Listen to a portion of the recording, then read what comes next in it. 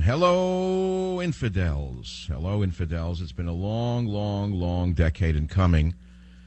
Give me 15 minutes and I'll give you America. That's my new motto that I created just for you for the new opening. Give me 15 minutes and I'll give you America. The new hours, of course, are the ones you're listening to. Prime time, drive time, 3 to 6 Eastern, noon to 3 Pacific on the best stations in the United States of America. And I want to go to the news, and believe me, there's a lot of news. We have a new communism emerging around the globe, from New York City to the White House to the Vatican itself. They may call it progressivism, but it's really the same old Marxism, the same exact rhetoric, and I will prove it to you. When I wrote my book, Trickle Up Poverty, I was not specifically thinking of the new mayor of New York, but he may as well have read the book and then reverse engineered it, because that's exactly what he has in mind for the people of New York, which is to make certain that poverty trickles up to the middle class. Because the fact of the matter is, the rhetoric, whether it be that of Obama or of de Blasio or Bill Clinton. Did you hear Bill Clinton at the inauguration? Listen to Bill Clinton at the inauguration of the new socialist mayor of New York. You got to hear this. This inequality problem bedevils the entire country. And I can tell you from my work, much of the world. But it is not just a moral outrage. It is a horrible constraint on economic growth and on giving people... You get the picture, right? Now, what's fascinating about this, whether it be Bill Clinton to the preacher at the inauguration calling New York City a plantation in 2014, the left wing is working around the clock to split the country farther and farther apart, divide us and conquer us. They now call themselves progressives, but what they really do is they take from the working middle class to give to the very, very rich supporters who pay no taxes. I can prove it. GE earned over $5 billion last year and paid zero in taxes. Microsoft, Google, etc., using double Irish finagling in order to pay nothing. And these are the friends. These are the friends of the progressives. And what do they do with the money? Well, of course, first they line their own pockets, the pockets of their cronies. They give to the welfare leeches, the fake disability criminals, the illegal aliens who take all and give nothing back but their cheap labor. Here we have Bill Clinton, who is a 0.001% man himself, talking about inequality. A Clinton who hangs around with the richest people on earth like Ron Burkle, Bill Gates, Stephen Bing. A Clinton who earns between $200,000 to $350,000 a speech, and they're talking about inequality. Well, they've been pushing Hillary as a moderate lately. So do you think that means it's going to be a Hillary de Blasio ticket to shore up the so-called progressive vote? How many progressives are there? How many progressives can there be? All we hear about is progressive this, progressive that. What about the American taxpayer? What about the fact that every poll in America shows that we, the working middle class, are the largest majority? America is a center-right nation. It is not a left-wing fanatic nation. So they've been pushing Hillary as a moderate lately, right? What does that mean? Well, then they need a de Blasio on the left to shore up the so-called communist progressive vote. So on the other side, who is it going to be? Well, I'm looking ahead now. It's going to be Christie. I know you don't want to hear it, but that's who the Republicans are going to push forward. That's where the money is. And logic would then dictate that Christie would pick a conservative such as Colonel Allen West to bring the conservatives back to the voting booth. But my guess is that Christie will pick a leftist like Ms. Snow to try to reach out for the more liberal voter, therefore damning the Republicans to the dustbin of history. What do you think the chances would be for the GOP to do the right thing? The answer is about zero. And I think their chances of winning in 2016 are about the same. Welcome to Trickle Up Poverty. Welcome to the Savage Nation. I'm Michael Savage. Many of you have heard of me, but you really have never heard me. All I can say is give me 15 minutes and I'll give you America. Give me 15 minutes and I'll give you America. And by the way, we trademarked it, so don't try to steal it. There's plenty of news out there. Here we have a blizzard coming into New York, which is sort of not unusual. When I was a boy, there were blizzards in December, January, February, and March. But now, of course, the global warming con men and women trapped on the ice in the Antarctic are calling today's storm a result of global warming. I actually think that the global warming scam artists, beginning with Al Corleone, the head of the Corleone crime family, in my estimation, The Corleone crime family should be forced to pay reparations for the global warming lies they have pushed and the billions upon billions of dollars they have stolen from the Treasury in the form of grants, contracts, carbon credits, and whatnot. But, you know, that's the news. There's a lot more that I'm going to do today than that with you on the show, than those two topics. I want to welcome you first to the show. I haven't done that. You realize, of course, I'm in a new time slot. Many of you have been with me from the beginning, and I'd like to ask you something. What is your first memory of the Savage Nation radio show? Remember, I began in 1994 on a local station. It was KSFO in San Francisco.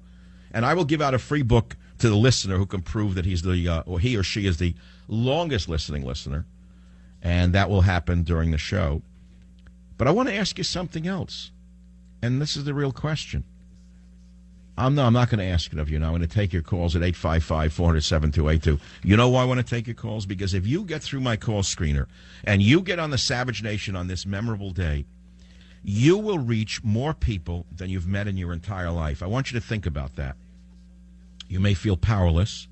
You may feel that the old letter to the editor days are over, and they are over. When have you last written a letter to the editor? Never. The editors are all left-wing pinko fanatics who throw your American letters in the garbage bin. So what do you have left? You have talk radio. That's all you have left. So if you get through the screener at 855-400-7282, you'll remember this day for the rest of your life. I first want to thank some people who made this possible. I know you think, well, why do it? Because I'll tell you why. Because nothing happens by itself. I want to thank Lou and John Dickey, who own the Cumulus Media Networks, for giving me this incredible opportunity. Just remember what this is. I'm on the biggest stations in America. I'm not a newcomer to the business. I've been around for 20 years this March 21st. But I've been on a lot of different stations. And they saw something in me. They believed in me, and they gave me this shot. And believe me, I'll make the most of it. Oh, yeah, I've published 28 books. I've always had a large audience. Before I switched syndicators, I had the third largest audience in America, estimated to be between 8 and 10 million listeners. It then went down when I went to the night slot.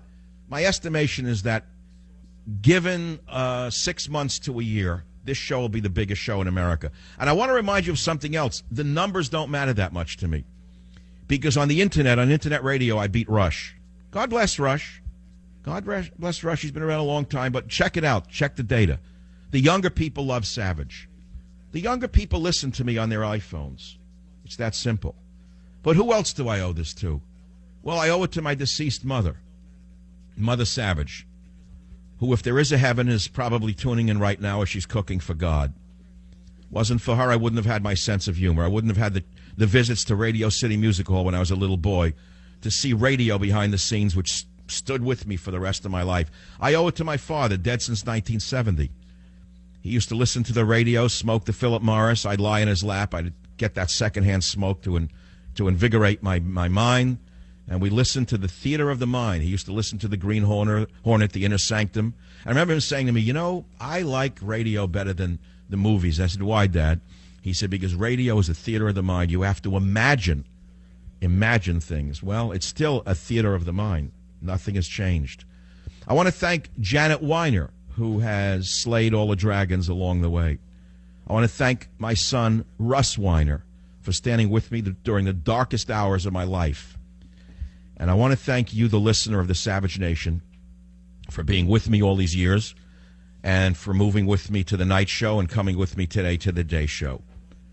There are many other people to thank, and I can't mention them all on the program right now. And it's not that I'm too emotional at all. I have no emotional feelings right now because I'm too into the moment. In the studio right now, as I speak with you across America on the greatest stations in the country, and I don't have to mention them, they're the stations that everyone has ever wanted to be on from the day they entered radio. I know the day I entered radio, these are magical names. I can name them all, but I won't do it because the other hundreds that I won't mention will feel slighted. But you know what they are. Everybody wants to be on them. My competitor, who used to be on them, lost 52 stations. I got them all. I'll make the most of them. There's only one live being in the studio with me right now, and his name is Teddy. He's a 10.5-pound toy poodle. He's 10.5 years old. And he's been with me from the beginning. He's the smartest dog in the world because he's listened to every radio show over the last 10 years, and I'm sure some of it has seeped in. I do not think he would vote for a progressive. Let's put it to you that way. he knows that all that would mean is they'd steal his bones and tell him they're doing it for the sake of equality.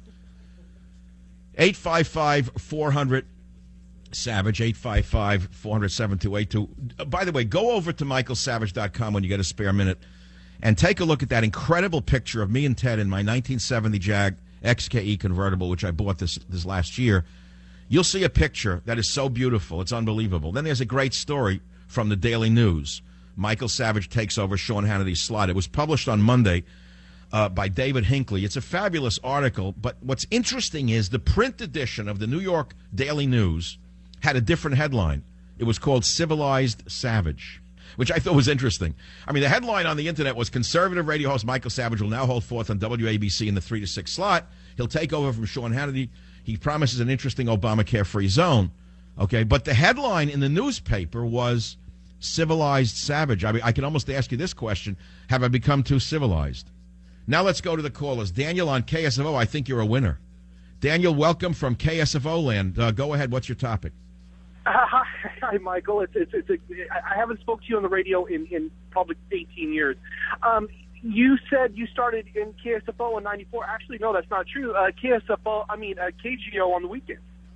You're right. And I did it as a sort of honey trap to see who would remember. My first radio show was on the sister station in an overnight slot that catered to the progressive losers who hated anyone who made a living. And I'll never forget that night as long as I live. I did a fill-in slot. I had another career. I was fairly successful. But I wanted to do radio because all the books I had published previous to that, I would do book tours. And some of the great radio guys would say to me, you know, you got a great voice. You'd be good on the radio. Why don't you consider a career in radio? Well, that was like saying, why don't you become an astronaut? How do you become a talk show host? I didn't know how to do it. So I did as a test in 1994. I had such hatred come at me from the so-called progressives of the Bay Area because all I did was talk about the damage that affirmative action had done to qualified white males. They went ballistic. They went crazy. They were so hateful that they would make Bill de Blasio look like a conservative. I drove home at 6 o'clock that morning. And the whole way home, I looked in my rearview mirror. I thought I was being followed.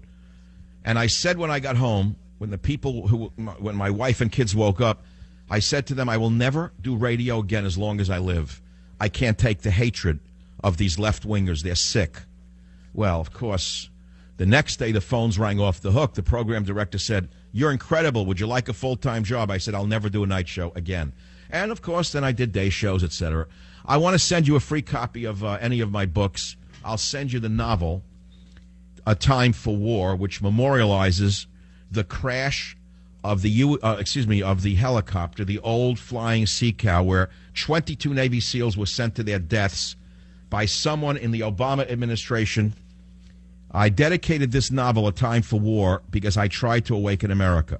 Why did they put all those SEAL Team 6 heroes on an old helicopter? Why didn't they break them up into 3 fast strike helicopters? Who made this decision in the Defense Department? Who made it in the Obama administration? Why are the Republicans silent on this? These are questions, man, and I want them answered, and I want a hearing, and you want to hear equality. You want to hear fairness. How about fairness to the families whose hearts are broken by somebody in the Obama administration who killed those Navy SEALs? Would that be equality? Stay on the line. I'll send you a book. I'll be right back. It's the Savage Nation.